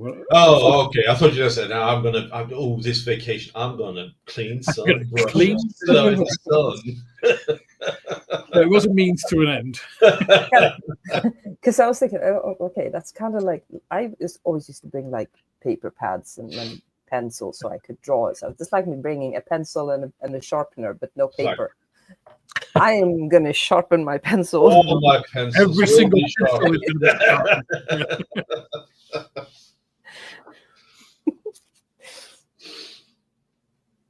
Yeah. Oh, wow. Paul Wiltshire says, I clean my airbrush with boiling hot water as I'm using acrylics. Well, I don't know. Is it working? Each to their own. Well, apparently he's doing it, so Yeah. why wouldn't it work? If it works, why not? I would never do that because I would spill boiling hot water on myself. Well, that's a different thing. It's a Yeah, that's operator error. It's not nothing to do with absolutely. Oh shit! I mean, I'm terrible with I'm a very abusive airbrush owner. I will clean my airbrush, like if I'm using it, like painting it, between each paint, I'll just like flush some thinner through it and then swap to the next paint. So, I'm not careful. here's my question for you guys who use airbrush, because I would love to use airbrush, but I get put off because you might use a little bit of paint, one paint for something, and then you have to swap it. Then you have to clean the airbrush in between, right? To put it in a different color, right? And then go again, and then you have to clean. It's the clean. Oh man, come on. I mean, you define clean. It's like, well, I don't know. I don't use airbrush, but I would like to. But it just puts me off. You know, it's like, ugh. I would say it's a bit like figure painting, Marcus. You just need to do it. I just switch brushes, throw one away, get it, and go. I mean, airbrushes are cheap, but perhaps not that cheap. I wouldn't be able to use an airbrush. I have a full set. I got a compressor. I got an Iwata stuff. It's all there. I can just put it together. But it's like, you got to clean it. You have to swap needles. You have to. It's like, oh, never mind. I'll just use a brush. There we go. to set I up mean, a specific place where you can make a mess when you're spraying. It's my entire house is a mess. It doesn't really matter where I do it, you know. It's like... I mean, I have an airbrush at the shop. Yeah. So I have my counter. I have a little desk where I do like most of my filming for the channel. I've got a little airbrush compressor and like a cheap Fender airbrush, and that's what I do most of my work on. Yeah. In terms of cleaning it, I mean, if I was spraying that Thermoventi, if I was actually going to spray the colors, I mean, I would just start with the yellow. I'd flush a little bit of cleaner through. I put some more cleaner in, back flush it, empty it out, and then I go to the next color. I wouldn't do more than that. No, that sounds the way I would do it as well if I ever got to it. Yeah. How about like rinse it out? Yeah. Yeah, and then generally after I'm finished, I'll do that same thing, and then I'll put some thinners in, and then just run it through so there is thinner sitting in the airbrush. That's as much as I clean, and then periodically I'll clean it. I do a full teardown, you know. Well, no, this is good to hear because now it makes me all right. So I don't have to meticulous between every color, just pull it apart and clean the needle and stuff like that, and then put it back in again. I'll send you some of my airbrush cleaner, Marcus. It's it'll strip anything off. Gasoline. It's a bit more aggressive than gasoline. Oh wow! Do you have some sort of a magic solution? It helps to have a kosh cupboard full of chemicals. All right. So when you brush in the airbrush in your shop, what do you do about ventilation? Because you use acrylics, so you don't worry about ventilation, or? I mean, I spent most of my academic career breathing in glacial acetic acid and acetonitrile. So when people talk about the hazards of solvents used in airbrushing, I'm just like, my lungs are already screwed. Okay, fine. That makes me feel better. If I'm going to get emphysema, I'll get emphysema already. So because if I were to set up a full ventilation, I have to create a contraption of it's no mean feat, just to get a hose outside, right? So, but is that necessary if you use acrylics? Well, it's all about. Well, you got filters, right? So, acrylics. Your main. I mean, the main thing with airbrushing is particles. So, and the main thing with your lungs is you don't want things. It's difficult to get things out of your lungs once they're in there. That's why smoking is bad, because it's the particulates and the tar.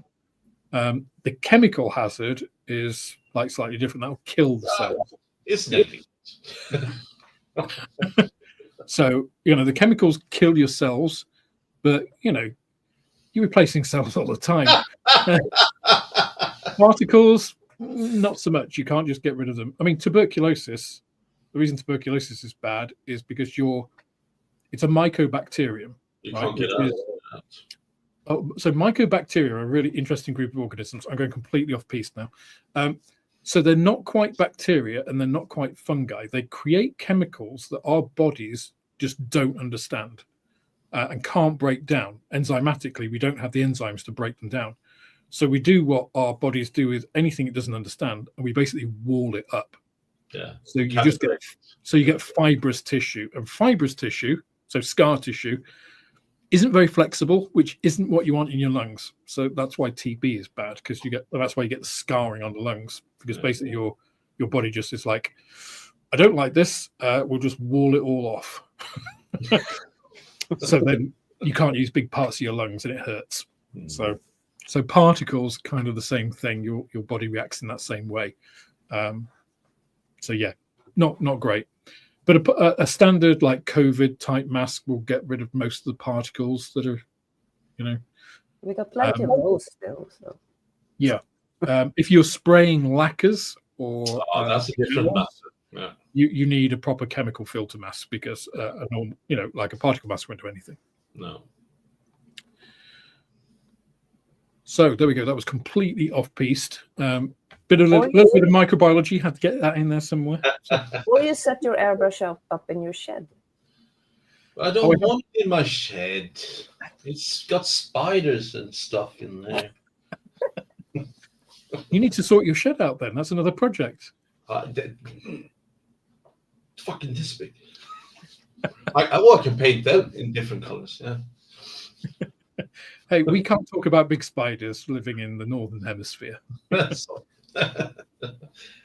I've got a friend who's in Australia. It's like where everything tries to kill you. I mean, it's like they're big for us.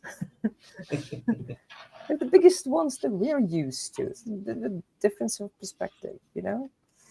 It's like we were talking about snakes and about how, because I'm in the southwest of the UK, so we have a lot of chalk downs. So there's a high concentration of adders, our only venomous snake.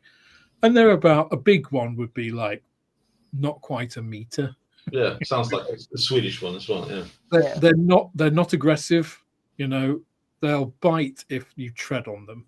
Yeah, yeah, it sounds like us. The ones and they're dangerous if you're young, or alert, or Otherwise, okay, sure, it'll hurt.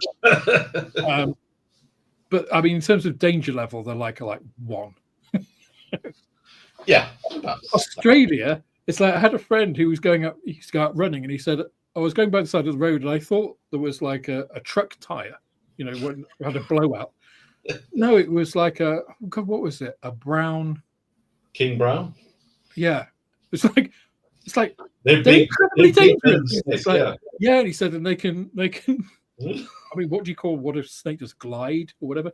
Yeah, they're faster than people. So he's like, fortunately, it was quite early, so it wasn't really awake. So it just like I just turned around and went the other way. Can you imagine if that was in the UK? It would just like there'd be like helicopters and like armed response units. Oh, it's a difference, isn't it? But we're starting to get exotic spiders here in Europe as well. Coming in with the. Oh, look at you with your exotic spiders. No, in southern Sweden, they have found black widow populations, for instance. We don't have that here in normal times. Banana spiders that come with like crates of bananas and stuff from South America. Yeah, they start to gain foothold as well. Same in the UK as well. So it's not, the warmer it gets, the more different species we will see. I think the most worrying. I'm more concerned actually about giant Asian hornets. Because I hate wasps. I hate them. Those things are evil. I was in Lancashire. This must have been 2011-ish. And this thing of a hornet just like a B-52 came in and landed. I was like, that's not a fucking wasp. What the hell is that? It was like, it was huge. It was like this big. Maybe that. But it's like, I never see it. It was orange, not yellow. Right? So it's like, oh, crap. Yeah. Nowhere near these guys, please. Because wasps are good at hunting other things and pollinate, but they do require some personal space. And, Yeah, I agree. When we first moved down to the southwest, to Wiltshire, we lived in a farm cottage. And we hadn't decorated the house really; it was still fairly bare. And I was working on dial-up. That tells you how long ago it was. In the office, and I heard exactly as you've just described this droning sound. I was like, "What the hell is that?" Yeah. And I've never heard anything like it. And I went out, and like you say, there was this thing which was about this big. Yeah. And I was just like, I was terrified. I mean, I do not like wasps. I ran back into my office, and I'm like, what am I going to do? The thing is with wasps and hornet, or at least wasps, they have facial recognition. They can remember you. They're little fuckers, and they will chase you to the end of the earth because they don't like you. So, well, the thing is, I had some like swans. I had some IPA. Yeah, but these are bigger. Hornets are bigger than snow. They're chunky bastards. They're like this big. I see. But I had some IPA and I sprayed. I came out. I was just like, I had a cushion. Like fully, the world's biggest. He just got drunk, woke up, came back for more. Right? No, sprayed it and it just fell out of the air. Yeah. Because basically IPA it dissolves. It dissolves everything. Yeah. It's like drowning them instantly. Yeah. And then I was like, what the is this? Because it was huge. It was like about 8 centimeters long. And I thought, this is bigger than a hornet. Yeah. It was a queen hornet. Oh, good for you. You got the queen. But the thing is, I read about it. Hornets Queen are actually Slayer. not aggressive in the way that wasps okay. are. And that felt really bad. No, you did the right thing. You did the right thing. Nah, but she would breed the aggressive one. Yeah, that's the thing. It's just like, she just. I felt a bit bad, but also she shouldn't have been in the house. No, she should not have been there. Wrong place, the wrong time. Anyway, I'm gonna have to head off in the next couple of minutes because I do need to get some sleep. Okay. No I have problem. to get up early in the morning because I start working at 4:30. Oh my, that is extremely early. Well, thank you When does very your much. shop open? And my cat is threatening with the wrath of doom unless I go and give him a snack.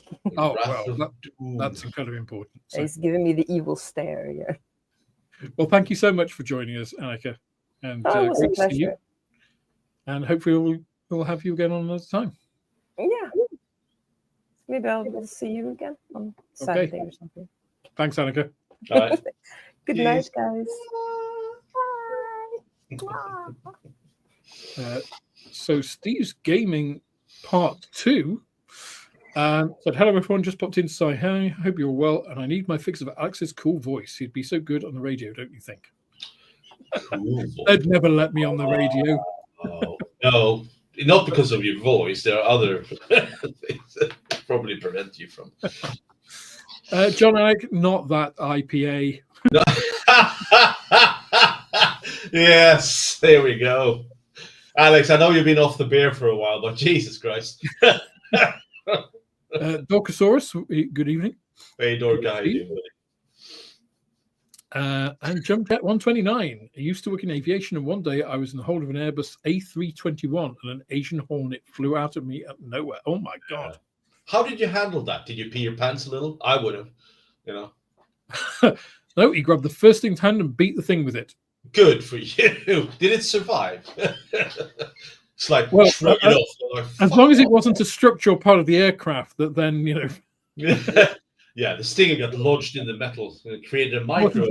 It wasn't something holding the door on, was it? Well, that's Boeing, sorry. Ooh, snap. Oh, topical. This is why they wouldn't let me on the radio. Yeah, there we go. It's you and Howard Stern, buddy. Well, thank you, Phil. I'm not quite sure how to take that one. Ooh, Phil. It can go both ways, I think. Let's take the lesser of two evils. Indeed. Oh dear. I've not missed any pieces from chat. If I have missed anything, please do pop it in the chat again to save me having to scroll back 1,000 posts. Well, thank you, Steve. Wow, 1,000 once. Well, you know, that's not bad. we have to exaggerate graphic license and all that. No, so I mean, going back to the figure painting, I would say the big takeaway or the big piece of advice that I would give anybody who is, you know, been put off by figure painting or is wondering about taking the jump, I would say go for it. Yeah. There are so many references that you can use now. You know, I would say start off with something pretty basic, you know, quite detailed, like a Games Workshop figure, or, you know, ICM do some really good figures. I think the more the detail, the better for a new beginner, actually, to be quite honest. Yeah. Mini Art as well do really good figures. They aren't much these days either. Like £15 will get you some very high quality figures. like a set of 6 or so. But as you heard Annika, she buys her stuff on Temu, and it's like quality resin figures she's getting there from. It's like $10, you know. So to start with, before you can either print your own or get some high quality ones. Yeah. Casey also gives a very important part here. Learning how to do figure painting by brush or any hairy stick teaches you how to mix paints a lot. Which is that's a good one. Yeah. Also, go ahead. No, I was going to say also a very good thing. Of course, we also have the paint mixer coming out. So, but mixing. I mean, if you look at any mini painter on YouTube, so Ninjon, Miniac, Marco Frassoni, all these people, wet palettes, and this is one of the reasons wet palettes are very good. They allow you to have 2 or 3 colors there. So you've got a couple of different flesh colors and a white, and you can mix between those. Get your tone, and it's all still there. So then you can close your palette. You've had enough for the night. You can close your palette, open it the next day, and it's all still there. You don't have to remix or anything. Yeah.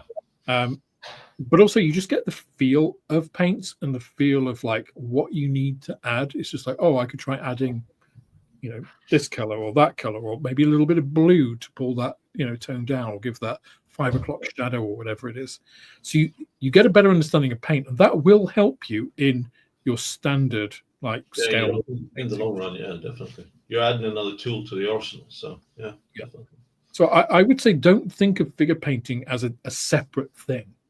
I think that's what people do. They actually separate the two, right? And I do that subconsciously. I do the same. It's like figure painting. Oh, screw that!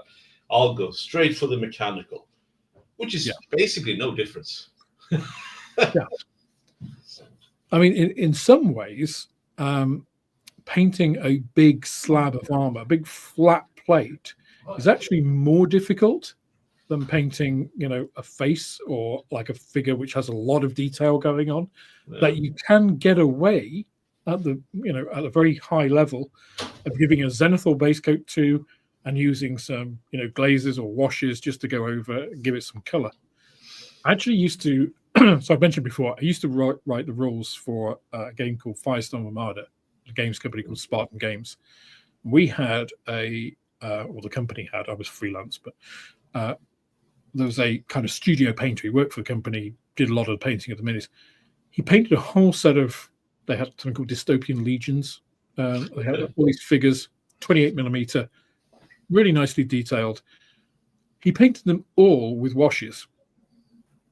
And it's just what you can actually get away with in just putting washes on stuff, because you can layer washes and things. You wouldn't tell. I mean, at tabletop distance, they look fantastic. Yeah. And even picking them up and looking at them, then if you examine them, you could tell, oh, okay, he's used washes here. But that's like getting into the weeds of it. A diorama or something. I think there's so many techniques, so many different. I mean, we're talking about normal figure painting, we're talking about washes, we're talking about the Zenith method, we're talking about glazes. I think you have to start somewhere, right?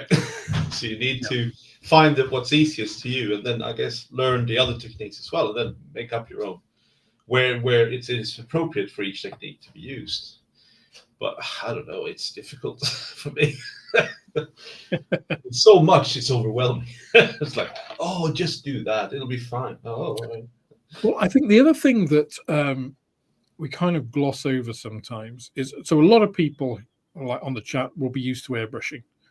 And like you say, Marcus, there is a whole kind of ceremony almost with airbrushing, I've noticed. Especially if you're, doing hard camouflage, there's masking to consider, there's getting your paints the right consistency, spraying everything. I just want a more casual kind of approach to the airbrushing thing. That's what I need. But figure painting, I mean, yes, you can use an airbrush with figures as well. Absolutely. Especially for underpainting things, it's useful. Yeah. But most of the time, and if you want to, you could just do the whole thing with brushes, and it's a lot more relaxing. It's a lot more.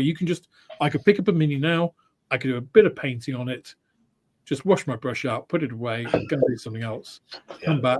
You can do that really easily. So if you just want something to try, and you don't want to get all of your modeling stuff out, figures are perfect for that kind of thing, because figures already made, so you don't have to do anything more, and then it's just slap some paint on, do a wash. Slap some paint on. See how easy that is.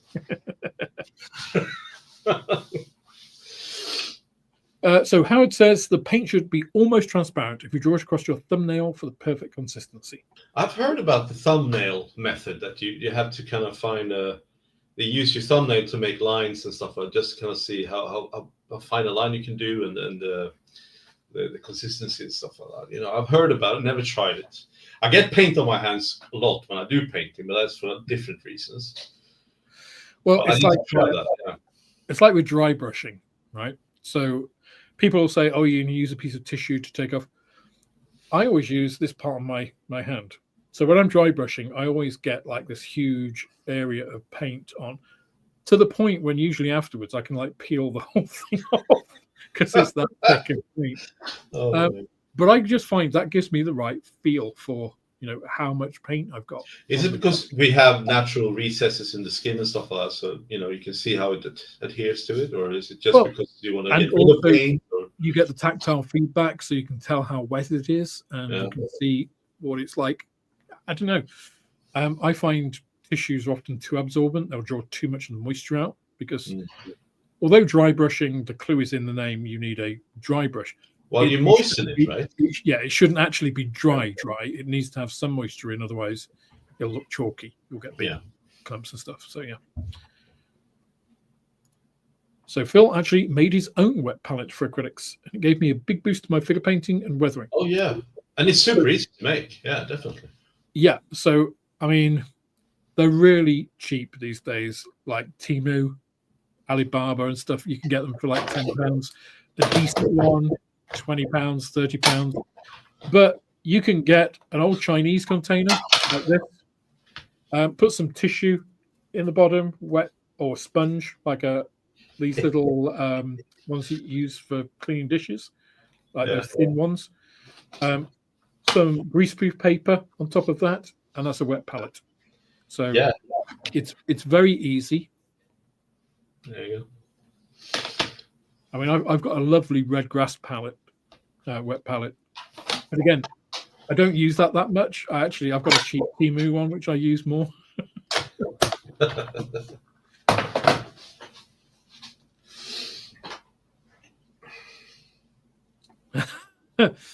Martin says, figures already made. Not if it's bloody mini art, it isn't, to put some plus photo etch per bucket. That's a fair point. I actually meant the fucking figure. Once you built it, it's not like a like I mentioned that Semaventi I'm doing. I like painting at the moment. But after I finish painting it entirely, then I have to attach the 2 hatches on the top, or 3 hatches on the top. There's post work to do.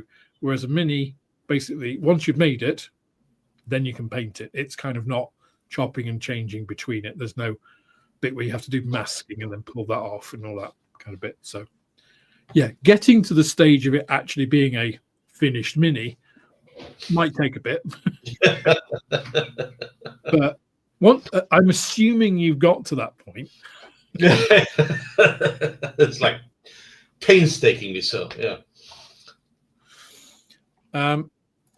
A quick one from Casey. If your paint is not in some deadly solvents, feeling it with fingertips helps brain to understand how it will work. Or let you tell how badly milled it is in some cases. Absolutely. I mean, I think by and large, I think you can tell when you open a paint. You get a feel for it just in the way it looks and how it moves. Right. I mean, I have some people swear by Revell Aquacolor. I like those, but they're very gloopy at times. I've not had good experiences with them. The first one I opened, I was just like, wow, this looks like shit. like you say, I mean, not just gloopy, half of it was up the side at an angle. Well, how old were the paints? These were brand new. Oh, wow. Okay. Yeah, brand new. a bit like makeup. That's how it looked, you know, like eyeshadow or something. I'm just like, oh, that's just like stir and stuff. But yeah, you can get a feel of how the paint is. Yeah. I mean, if you look at Tamiya paints, you know, the way they look, you know, once you've mixed them and stuff, they look completely different. They act completely different. And okay, they're a sort of marginal case because there's a lot of alcohols and alcohol derivatives in there. Yeah. But compared to like a Vallejo paint looks and acts differently than an AK 3rd gen paint. Oh, I've never tried AK. Yeah. ICM paints are basically AK 3rd gen. Okay. They're really nice. Yeah, they the way they flow in general. I mean, all paints will have differences in colors because at the end of the day, it depends on the pigments, right? Yeah. Or how? Yeah. Not all pigments behave the same, but how companies treat them, what additives they put in as well, you know, goes to it. I mean, I used to be a big Vallejo fan. I am a big Vallejo fan. Yeah, until I found ICM and AK 3rd gen, and yeah, I don't tend to use Vallejo much anymore. Not because I don't like them; it's just because I don't want to replace everything. Don't say that. well, ICM has a nice 80 paint set, so you know it's just one and done. So Might have to have a look then. I have them in stock. Good to know. Are the tariffs involved? No, I'm just kidding. Yeah, well, I'm not shipping from America, so. Okay, great. Anyway, on that slightly political note, it's coming to the witching hour, so I just want to thank you, Marcus, for coming into the stream again. Thank you. And having our chat on figure painting and the meandering course that we took around modelling subjects around that. And I just want to thank all of you for joining us on this Wednesday evening. I hope the rest of your week is very good and that your weather is better than the transient rain, which has passed now. So thank you for the comment saying it's passed. It has gone. It is now quiet in my conservatory. And then don't forget, on Friday night, it's Scale Modeling Live, which is on John Alex's channel. And Saturday, Marcus has a stream, which you'll find on his channel. Yeah. Marcus's channel will be linked in the description below once this is not live. And in other words, when I put it on. When it gets to it. Yeah, it's fine. But anyway, thanks everybody for joining. Hope you have a great rest of your week, and we'll see you next time. Cheers, guys.